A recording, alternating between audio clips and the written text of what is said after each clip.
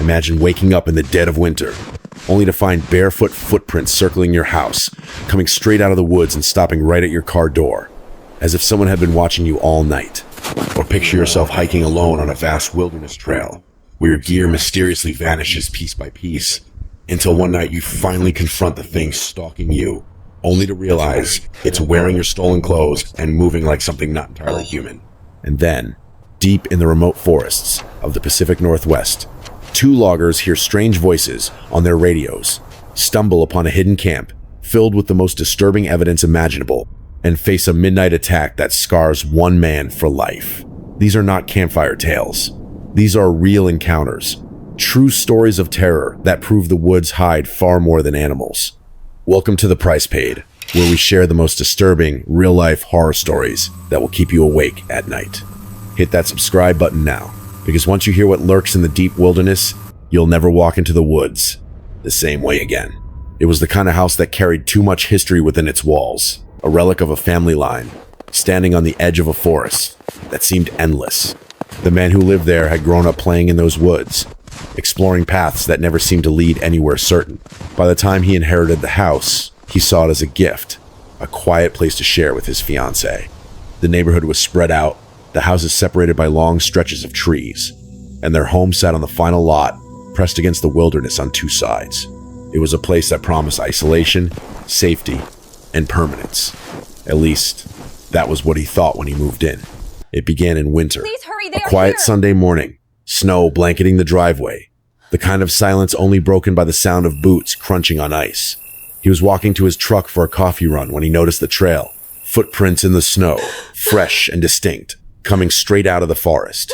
They led to his car door, stopped, and turned back into the woods. No path to the house, no attempt to circle the property, just a direct route to his vehicle as though someone had walked from the trees, studied his truck for reasons unknown, and disappeared back into the silence of the woods. His girlfriend denied having gone outside. He had no answer for it, so he brushed it aside, but it stayed in the back of his mind. Years later, it happened again. Only this time the sight was far more disturbing. The entire yard was scattered with tracks, circling windows, cutting across the driveway, looping around the house, like someone had been surveying every angle. His stomach sank when he looked closer. There were no shoe patterns. The prints were bare feet, dozens of them, pressed into the snow with the clarity of human toes. Who would walk barefoot in freezing temperatures, silently roaming a stranger's property? It was not the act of someone lost, not the mistake of a drunk neighbor wandering too far. This was deliberate. This was intrusion. His girlfriend tried to rationalize it as an animal, but the shape was undeniable. Human. Armed with a rifle, he tried to follow the trail into the trees. The prints split apart into two distinct paths, diverging deep into the forest. A cold realization hit him. Maybe there was more than one person. Maybe he had been wrong to think it was just a single trespasser. The thought of being outnumbered in that maze of trees forced him to turn back. The police dismissed his report, saying there was no evidence of a crime, no reason to launch a search. Snow covered the prints the next day, erasing what little proof he had. For years, nothing happened. Life returned to normal. He and his girlfriend became engaged, and the memories of those footprints slowly faded, until suddenly they came back. The prints were there again one morning, scattered across the yard, leading this time to his shed. Tools were missing. His fiancée cried in fear, asking if they would ever escape. He called a close friend, an experienced outdoorsman, and together they geared up to track whoever was trespassing. The friend carried a thermal scope, the kind that could cut through the darkness, and together they followed the trail deep into the trees. At first the prints seemed random, looping, splitting, vanishing into dead ends, as if the person had been walking backwards to confuse them. Hours passed until night fell, and the forest pressed down around them with an unnatural silence. Then the trail became heavier, the steps deeper. They were close. The friend raised the scope and froze. He handed it over, and through the lens the man saw them four figures huddled together in the snow. At first his brain tried to rationalize what he was looking at. Bears? No, they were human. Naked, their bodies hunched and twisted, two larger figures lifting smaller ones onto their shoulders like they were possessions, not children. The smaller ones had been clinging to a tree, their heads jerking unnaturally, and their mouths moving as if feeding on something unseen. The sight clawed at his sanity. His instinct screamed to scream, to run, but fear locked his body into silence. They waited. crouched behind trees, until the figures disappeared deeper into the forest. Hours later, they returned home. His fiancée was horrified by the fragments he revealed to her. They contacted the police again, but the officers dismissed their concerns, unwilling to send a full search party over what they called strange activity. It was not enough to erase what they had seen. The images burned into his mind. He had grown up in those woods, spent his childhood exploring them, but now he knew he had never really understood what lived in there. Something had been watching them for years, moving silently, walking barefoot in the snow, circling their home at night, waiting for reasons he could not grasp. The house that once felt safe had become a prison. Every creak of the floorboards, every shadow shifting against the tree line outside the windows set his nerves on edge. He wondered why it was only their property that was being targeted. Neighbors claimed they had never seen anything strange. It was as if the woods had chosen his family, isolating them, marking them. They thought about moving, but the process dragged on, and the fear grew heavier as each winter returned. Even the plan to seal the yard with fences felt like a desperate attempt at control, not protection. There are terrors in the wilderness that cannot be reasoned with. People or things that live at the edge of civilization, unseen, until they choose to reveal themselves. For him, the revelation came with bare feet pressed into the snow, the haunting vision of figures feeding in the dark. And every night he lay awake, wondering if they would come back. If next time they would not just circle the house but step inside, silent and barefoot, crossing the last threshold between the forest and the home he once believed was safe. He had always thought of the wilderness as a place of freedom, a vast expanse where he could test his endurance and clear his mind. That was why, after years of hiking smaller trails, he decided to take on a major section of the Pacific Crest Trail alone. It sounded like a simple plan at first. Park his car at the endpoint, get a ride to the trailhead, and hike back over the course of 10 days. He liked the idea of solitude, of disappearing into the trees with nothing but a pack, a rifle, and his own thoughts. The first few days were everything he had imagined. Towering trees rose up on either side of winding paths. Streams glittered beneath the sun. Birdsong filled the air. He felt strong and alive, pushing through the miles without needing many breaks. He camped off-trail each night to avoid strangers, preferring the hidden quiet to marked campsites. But on the third night, something changed. He woke with a gnawing sense that something was wrong. It was the kind of feeling that lives in the gut, not the mind. A whisper that you are not alone, even though you see nothing. Hello? He unzipped the tent and swept his flashlight over the clearing. The forest around him was still. Nothing moved. He told himself he was just on edge. Back inside his tent, he went through his pack, and that was when he realized his wallet was gone. At first, he thought he had misplaced it, but after emptying every pocket and turning the bag inside out, it was clear someone had taken it. In the days that followed, small items began disappearing. One of his lighters, a knife, energy bars. It felt intentional, like someone was picking at his gear piece by piece, testing him. He could not explain how anyone could come so close without waking him. It did not feel like theft for survival. It felt like a game. By the fourth day, he could no longer deny it. Someone was out there. Someone was following him. The trail had no cell coverage. He could not call for help or warn anyone. Turning back would still require days of hiking and nights of camping. He tried to stay calm, telling himself that was why he had brought his rifle. But even that became a question. Why had the thief not stolen his gun? It was almost as if they wanted him armed, as if the thefts were designed to erode his nerves instead of disarm him. He tied his tent shut from the inside, hoping it would slow whoever was creeping in at night. He stayed awake as long as he could, clutching the rifle, but exhaustion eventually claimed him. When morning came, the tent was untouched. That small victory gave him a moment of relief, but the paranoia was already rooted deep. Every step on the trail felt heavier. The silence of the wilderness became suffocating instead of peaceful. He started seeing things that were not there, a shadow flickering at the edge of his vision, a rustle in the bushes that vanished into stillness, a splash of water where the ground was dry. He had never experienced hallucinations before. Now they came like unwelcome ghosts. Nights were the worst. The darkness pressed close and every sound seemed amplified. He tied the tent tighter, slept with the rifle against his chest, splashed water on his face to fight the panic. The hallucinations ebbed and returned, fragments of unreality creeping into his mind. He had never felt so powerless. This was not just fear of an animal or a storm.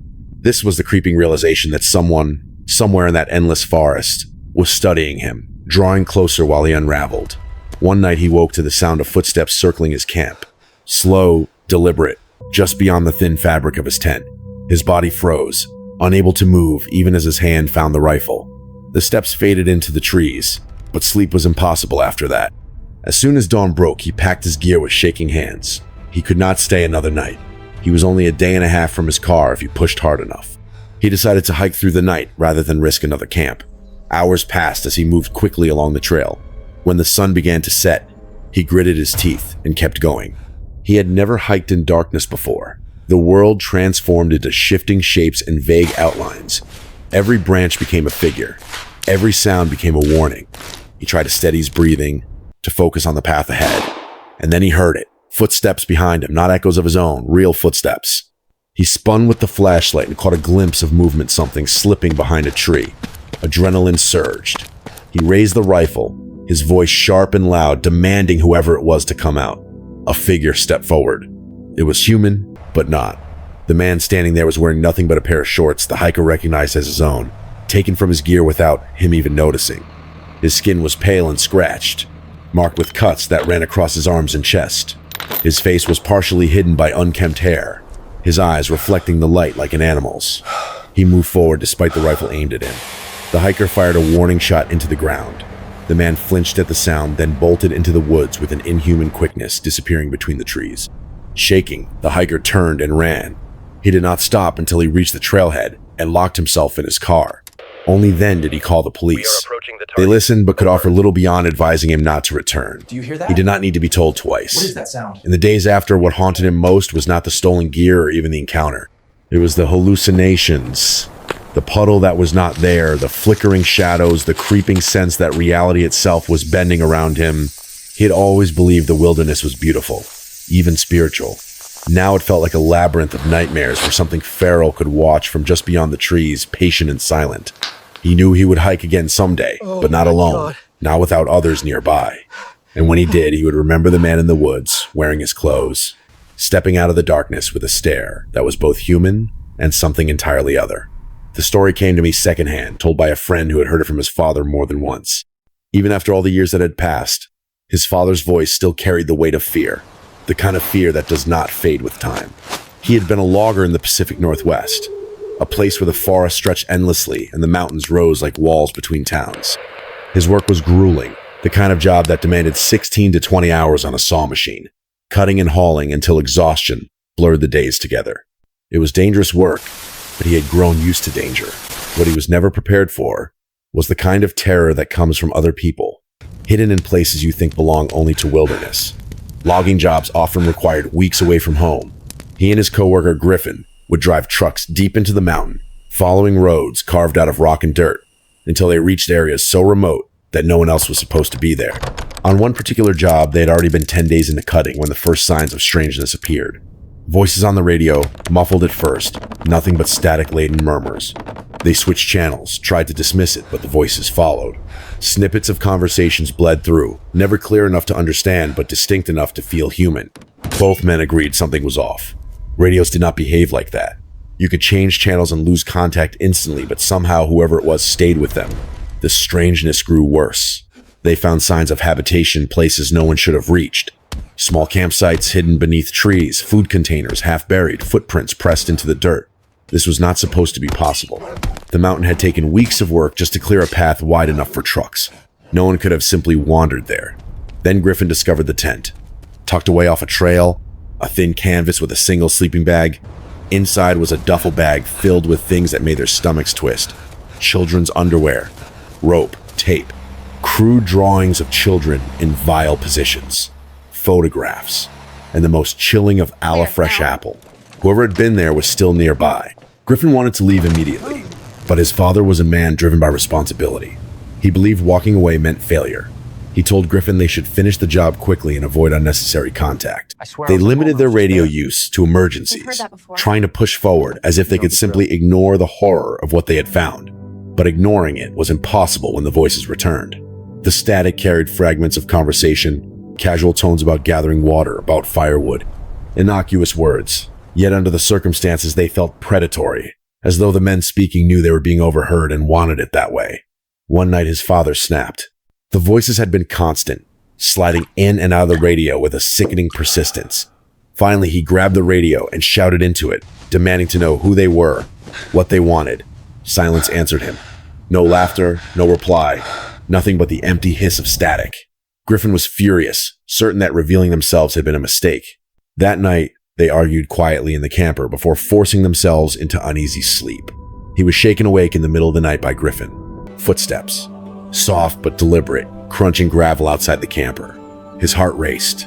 He fumbled for his gun, only to realize it was not loaded, the ammunition somewhere out of reach. Griffin had no weapon at all. The sound of the camper door handle rattling froze them both. Slowly, the door creaked open, but did not swing wide. Something scratched along the metal, long, deliberate strokes like nails dragging just to terrify. They waited. Each second stretched into eternity. Then the door burst open. A man lunged inside with a knife, slashing his face in a spray of blood. Pain blinded him. He stumbled backward, falling hard out of the camper. Another man appeared, kicking him in the head again and again. He thought he would die there in the dirt, bleeding out under the forest canopy. Griffin saved him. Without hesitation, he tackled the man with the knife, throwing him off balance. The second man bolted into the darkness, and the attacker scrambled away after him. It was that Just night. like that, they were gone, I'll swallowed never by the night. Griffin pulled his father to his feet, his face mangled, one eye damaged beyond repair. They climbed into the truck and drove for hours down the mountain. Every sound outside the window, a reminder that they were not alone. At the hospital, doctors stitched what they could, but his vision never fully returned. Sorry. His face was left scarred, his right eye clouded and disfigured. He lived, but the attack never left him. They reported the assault, but the police had little to act on. Remote wilderness, no solid evidence, 2 attackers vanishing into the night. 2 weeks later, one of their coworkers was found dead in a ditch. Bound, gagged, tortured, murdered. The case was never solved. No arrests, no answers. For his father, survival came at a terrible cost. He carried the scars on his face, the trauma buried deep, the memory replaying each night. His sleep was broken by visions of the camper door rattling, the blade slashing, the sound of footsteps circling. He never returned to the mountains the same man. Every time he lifted his chainsaw, every time he stepped into the trees, he carried with him the knowledge that the woods were not just a workplace. They were a hiding ground for predators who used isolation as their weapon. His right eye, pale and warped, became a permanent reminder of that night. And even years later, when he told the story to his son, his voice cracked at the same moments, as if time had frozen there, as if the wilderness itself had kept him captive in memory. For the son, hearing the story left its own scars. He avoided the forest, avoided camping trips and long hikes. The fear was inherited, passed down like a curse. He would say that what his father encountered was worse than any monster, because monsters you expect in nightmares, monsters you can blame on imagination. But the men who came to their camper in the night were real, driven by desires too horrifying to explain, and that truth was far more terrifying. When you step back and look at all 3 stories, the unsettling pattern becomes clear. They are not tales of wild animals or supernatural beings, but of people, or things that once were people, hiding in the wilderness where no one expects to find them. A man and his fiancée move into a house at the edge of the woods, believing they are embracing privacy and independence, only to discover that their property has been stalked for years by barefoot figures who appear and vanish like phantoms. A hiker, proud of his self-reliance, sets out on a solo trek and finds himself stripped of security piece by piece until he finally comes face to face with a feral stranger wearing his stolen clothes. A logger and his coworker, isolated on a mountain job site, discover that they are not alone, that predators more human than beast are circling them, ready to attack in the night. Different times, different places, but the same thread runs through them. The wilderness hides what society cannot control, what it cannot erase, what it prefers to forget. What makes these stories terrifying is not just the encounters themselves, but the silence that follows. The police investigate, but only half-heartedly. Reports are filed, but no one is ever arrested. Neighbors claim they never saw anything unusual. The forest swallows the evidence, the snow buries the tracks, and the people who live through the horrors are left alone to carry them. In each case, the victims realize the same thing. No one is coming to help. Once you are far enough into the woods, you are on your own. That realization can be more frightening than the encounter itself. Consider the house at the edge of the trees. At first, the man believes it is a prank, some stray wanderer passing through. But years later, he finds the same prints, the same trails circling his home, and finally, the disturbing truth that something has been watching him all along, studying his life without explanation. He cannot move past it because it is not a one-time event. It is a pattern that returns, as though the woods themselves have chosen him as prey. We need to leave. How do you live in a home that no longer feels like a safe place?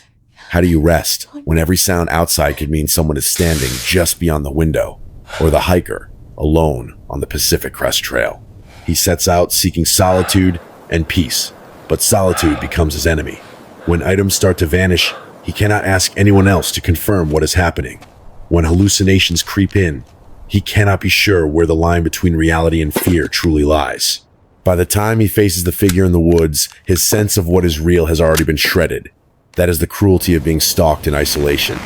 It is not just the danger of violence, it is the slow erosion of trust in your own mind.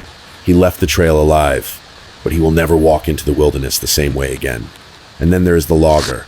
His life was changed in a single night, torn apart by two men who used the cover of remote mountains to commit acts that no civilized society would tolerate.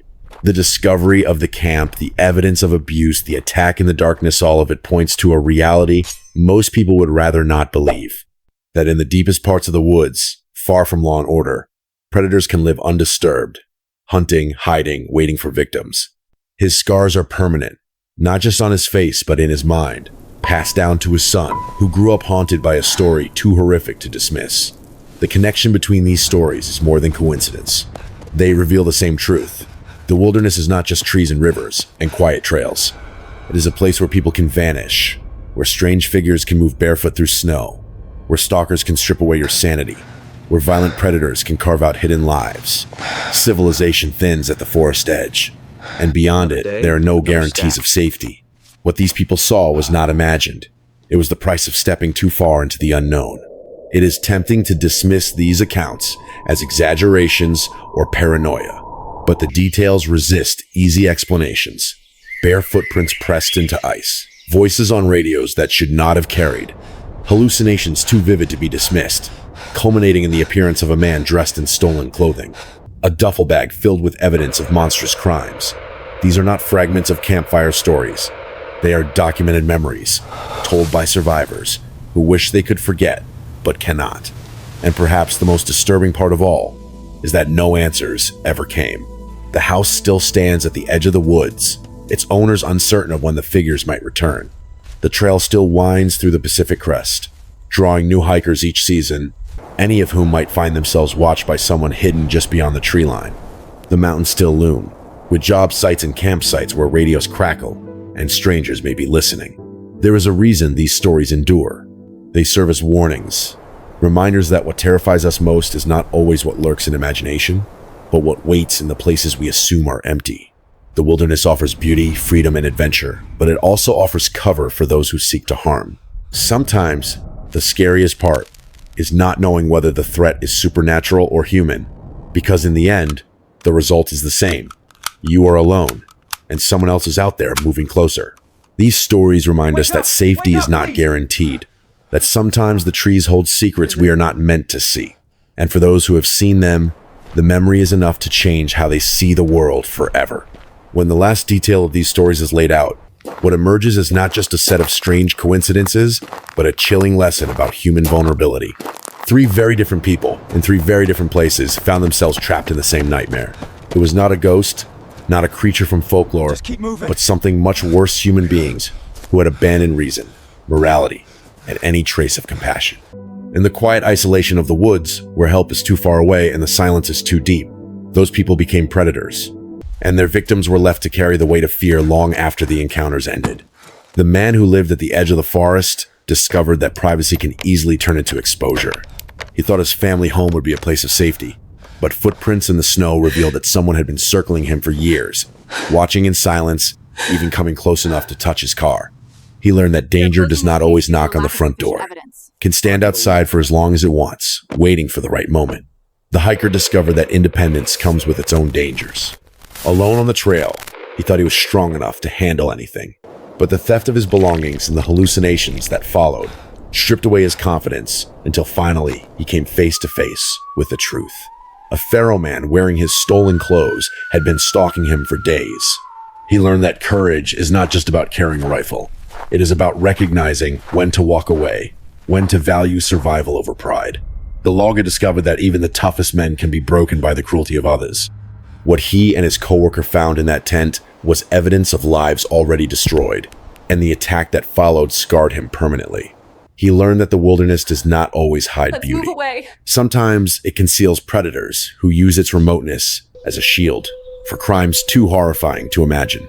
Together, these stories teach us that the wilderness is not just a place of peace and freedom.